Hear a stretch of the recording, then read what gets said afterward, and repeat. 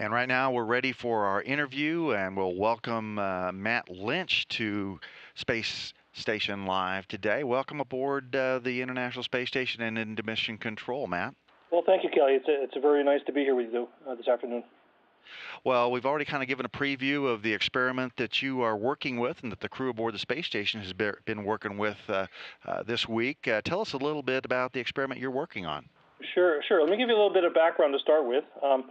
Most of the liquid products that we make, they contain very, very small micron-sized particles. It helps to make the product stable.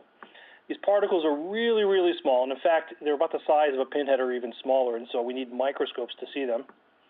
But what we try to do is structure them correctly, and if they assemble themselves into these small structures, kind of weave their way through that liquid and help prevent separation, such as settling of large drops and particles that we try to put into these products. We call these assembled structures strands, and if done correctly, the strands have certain characteristics. They have a width, they have a length, and we like to maintain those strands over long, long periods of time, typically for months, for years for us. At the same time, we want to set these up and we want to keep them together. There's processes such as Brownian motion, and these are kind of those little thermal jiggles that you see where small particles tend to move. And it has the effect of basically moving all these particles around, changing the strands on us. And really we don't understand the physics behind that, and current theories are lacking. So for us, and for the community at large, it's really hard to be able to control and develop systems in predictable ways because we don't understand how to do this correctly. So in our experiments that we're doing for the ACE, we have these mixtures. They're kind of idealized particles. We keep large ones. We keep small ones together. It kind of reflects somewhat the realities of commercial mixtures that we deal with. These mixtures are placed into small cylindrical cells, and those are mounted on a microscope so we can see them. And so large and small particles can be magnified with a scope. And then we have fluorescent tags on each of them so we can look at the small ones independent of the large ones and ask how they assemble into those strands and how they move over time. So, for example, I think I have a picture here that is taken actually some laboratories at Harvard with some of our colleagues. You see green ones, which are kind of big, and red ones that are kind of small. You see the strands on the left side that are all put together, and that forms the stability kind of in our product. And so the experiments in general, what we do is we actually have an astronaut comes in and tries to randomize a sample.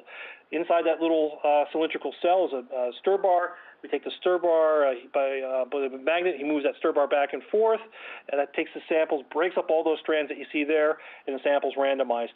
And then what we do is we watch that structure redevelop into those strands, and we ask over time how that sample then begins to change. And so how the individual particles move, how the strands move, and that gives us the insights and the data that we need then to develop our theories.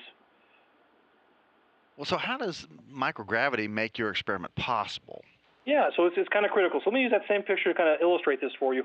So on the left side is the strands after we totally mix the sample up.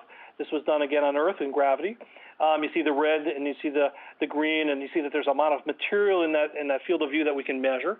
And what will happen is that over about 5 minutes time frame, you see the picture on the right. And the picture on the right doesn't show much in the way of mass at all. And it's not as if we're creating or destroying mass. What's happening is that mass is settling out on us. And so if we try to measure over long time periods how these structures are evolving, I really can't do that because they are settling and making all the changes that we see in those pictures. So recall that we're looking at this or thinking about this changes over the course of days, months, years. 5 minutes on Earth, these things separate. So really microgravity is critical for us in order to do these kinds of experiments, get the data we need to develop these theories. Well, so on Earth with gravity, if you have a can of paint or stuff, you have to mix it up really good before you go off to use it if you've let it sit for a while. What, in simple terms, are you trying to learn about these things in microgravity? Yeah, so from our perspective, we got product designers, and what they want to do is they want to be able to choose, in a sense, those particles. Here we show them as red and green, but for us, there's a kind of a palette of things that we could use. And what one would want to do is be able to design the right palette, use the right tools, in a sense, to make that work in given products. Right now, it's kind of a trial and error process. We go through and we try to, you can think about paints as well, but you can go through and you try to pick the right flavors, the right colors, the right sizes to make it all work right. The problem tends to be that it takes a very long time if you think of all the permutations of things that you might pick, and then you have to measure these over long periods of time. So even the paint settling example, well, you have to let the paint sit around for months to know whether or not you have something that works reasonably well.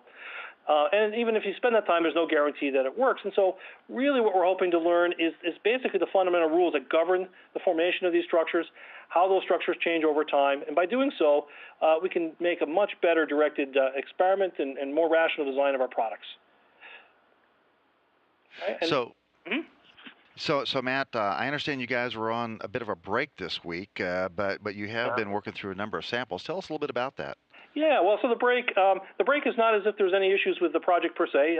It turns out, and I don't know all the details honestly, but it turns out that the orientation of the station, its electrical panels that are solar panels that collect all the electricity, they have to be oriented in such a way that the antenna can actually transmit data back down to Earth. Right now, over the course of this week, they're in an orientation that then kind of prevents them from sending transmissions efficiently, at least for our facilities. So we actually, through the last number of experiments we've done, we've been doing these probably for about 3 or 4 months now, we've collected a lot of interesting data. We actually have had some really unexpected results, and it's led us to really think a lot about how we're doing our experiments, how we're doing our measurements, how our optics are set up. So the break is actually a good opportunity right now to gather all that information together, try to figure out how to make our experiments even better. I would point out that we are really the first of a number of certain experiments for the ACE program itself, and so in many ways we're trying to figure out how to make all these things work. So the break is a fantastic time to just take a good breath, make sure we get all of our measurements correct. And what's your background? Where are you from? Where'd you go to school? Where do you work now? And how does that help get you involved in the space station research? Well, yeah, so, it's interesting, I guess. I mean, I grew up in New England and spent a few years in high school in Virginia. And I can always remember through that time, and I don't know if you're old enough for this or not, but there was a series of from Carl Sagan, who used to talk about the cosmos, billions and billions of things, and it kind of gets people interested in science. Always had an interest in science from there on, and received a degree in chemistry at Virginia Tech, PhD in chemistry from the University of Wisconsin-Madison, and my thesis background revolved around optical physics and properties of molecules and surfaces. Joined P&G about 20 years ago in research and development, but along the same lines, maintained real strong academic ties. In fact, I hold adjunct positions at Cincinnati and adjunct position in chemical engineering at University of Delaware. And what this does for you is it allows you to take otherwise really, really complicated and sophisticated problems that we deal with in an industry, and we can tie it and work it together with our academic partners. And it's through those partnerships that we had then the opportunity to work with NASA. Got introduced to NASA and got into the ACE program. So, a legitimate question of taxpayers is what's in it for me? How can you apply your research results to benefit people here back on Earth? Yeah, I mean, I think this is really quite simple. We as a company make products that are designed really to improve the quality of life just of ordinary people, and all the things that we're learning here help us bring more products, better products, detergents, shampoos, fabric conditioners, things like this, to increase the quality of life of those people. And I would also point out that the science that we're doing as well is very basic science, and so it helps the academe world to grow their basis of understanding of materials as well. So on both levels, I think it's great. Well, Matt Lynch from Procter & Gamble in Cincinnati, thank you so much for joining us, Principal Investigator for the Advanced Colloids experiment. We wish you a lot of good luck and good data gathering with your experiment, and look forward to a progress report in the future. Fantastic, Kelly. It was a pleasure talking to you. Thank you for your time. Thank you. Okay. Bye-bye. Again, that was Matt Lynch from Procter & Gamble, who's working with the Advanced Colloid experiment aboard the International Space Station, looking at how small particles suspended in fluids that are used in our everyday lives in many different ways react in microgravity, bringing that fundamental research back to activities that can help us here on the Earth.